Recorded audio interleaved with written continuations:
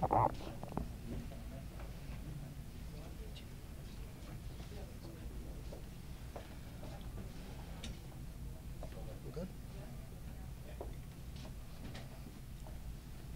morning, everybody.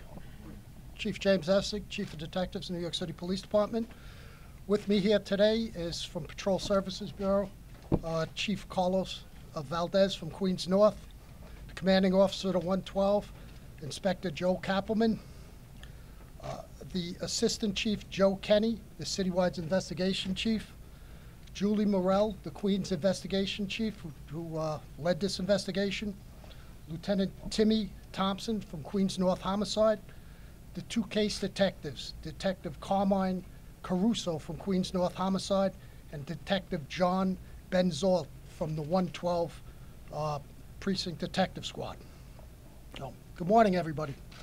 Last night, while detectives were canvassing for video, they observed a male who was wanted for questioning in a horrendous homicide.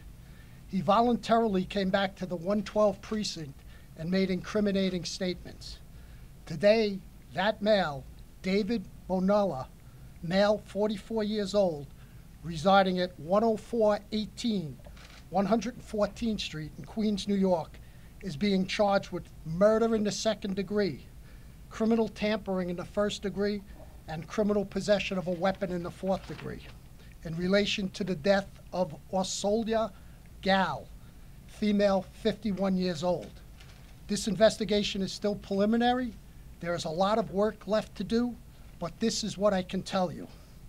On Friday night, April 15th, Miss Gaal attends a show at Lincoln Center. She takes the train back to her neighborhood in Forest Hills. At 11:20 p.m., she stops in a local establishment for a short while before returning home. We believe she returns home at 12:20 a.m. We also believe Mr. Bonella arrives at her residence between 12:30 and 12:40 a.m. Mr. Bonella is a handyman who was employed by Mrs. Gaal. They have been having an intimate affair for approximately 2 years. He is either let in voluntarily or he uses a key he has knowledge about hidden in the barbecue. A heated argument ensues between the two in the basement. A knife is brandished. A violent struggle ensues, resulting in our victim being stabbed ruthlessly and brutally in excess of 55 times, causing her demise. Recovered at that crime scene is a knife, which we believe was used. Mr. Bonella then retrieved a hockey bag belonging to Miss Gaal's son, placed her in the bag, and as video showed, was seen rolling the body down the sidewalks, leaving a bloody trail through the streets of Forest Hills. At 7:50 a.m. Saturday, April 16th, that duffel bag was recovered at Metropolitan Avenue and the Jackie Robinson Parkway by a member of the public. We believe that after disposing of the body, Mr. Bonella fled through Forest Park, where investigators discovered the jacket believed to be worn by him during this vicious crime. Detectives also developed leads which led them to a location where boots, a T-shirt, and bloody bandages were discovered. Investigation also revealed that on Saturday, Mr. Bonella received treatment for wounds to both hands at an area hospital. As I said before, this case is still ongoing. We are still awaiting forensics evidence and are canvassing for more victim video as we speak. But detectives, through interviews, videos, and the public's help, and specifically the Queens DA, Melinda Katz, and her staff, who have been with us every step of the way, were able to quickly take this killer off the street. I just want to assure the public, and especially the residents of Forest Hills, that there are no outstanding suspects at this time. With that, I'd like to take any questions. Nicole? Talk about the suspect's background. Has he been arrested before in the system for anything domestic? At this time, he has no arrests that we know of. Juliet, hold on, ma'am. Ma'am, hold on. Juliet. Could you talk a little more about the nature of the relationship? Is this something that wasn't It's Lieutenant Timmy Thompson from the Queens North Homicide Squad.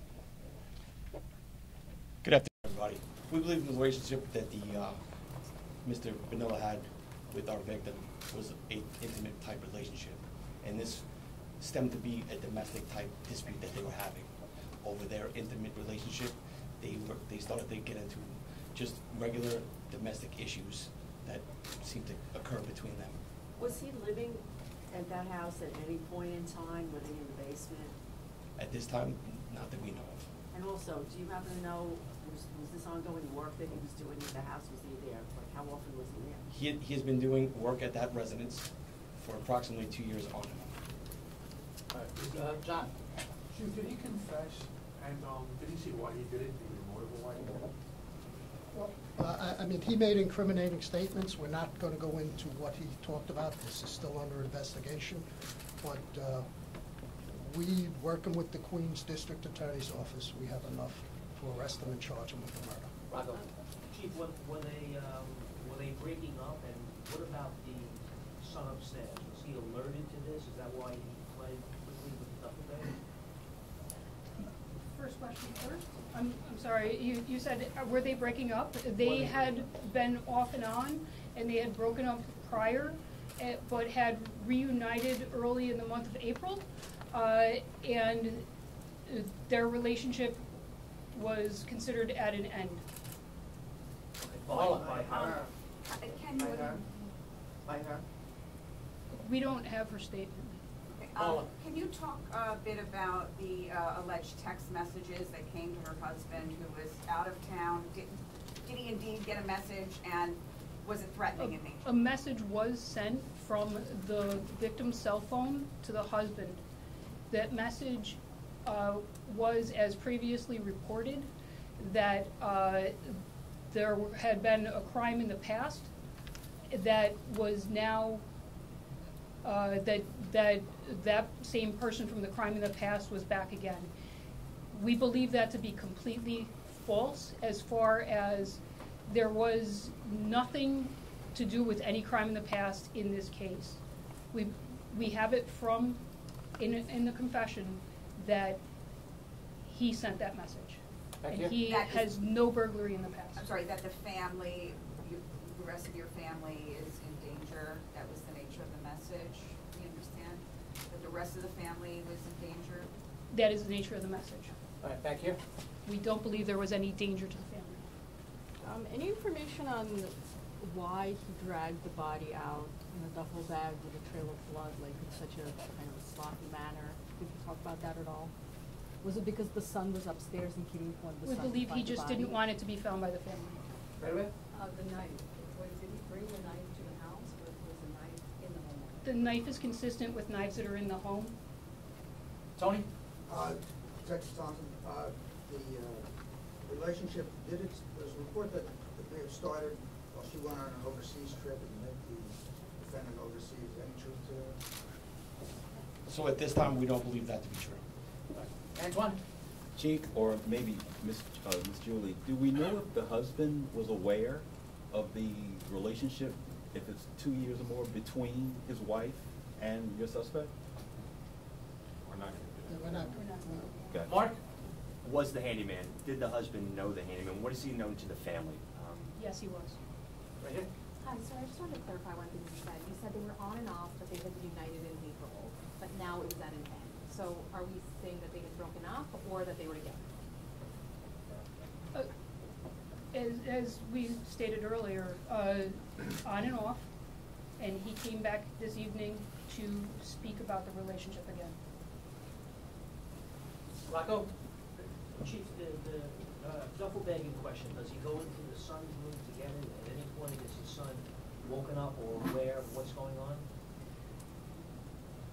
The duffel bag was not kept in the son's room.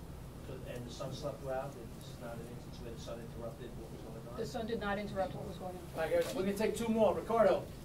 When did the suspect arrive in this country, and where is he from? He is a I can speak to that.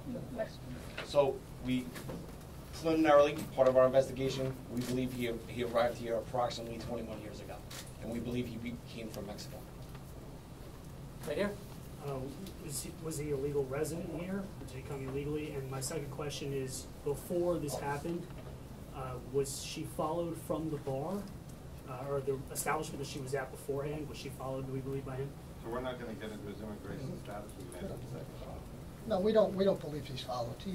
As this is, he has a relationship for her for 2 years. He knows where she lives. He's very familiar with the layout of the house in terms of the duffel bag also. Last question, Juliet. Do you believe he was already inside the house waiting for her, and then how did it end up going into the basement? He was not in the house. She returns home at 12:20.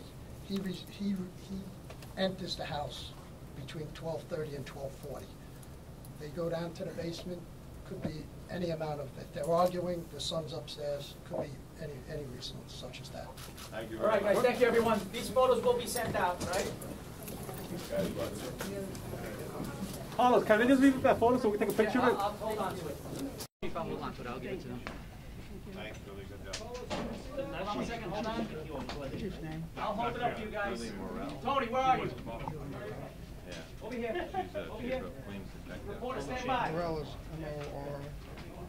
E-L-L, I have to check that. Chief of Just not letting them out.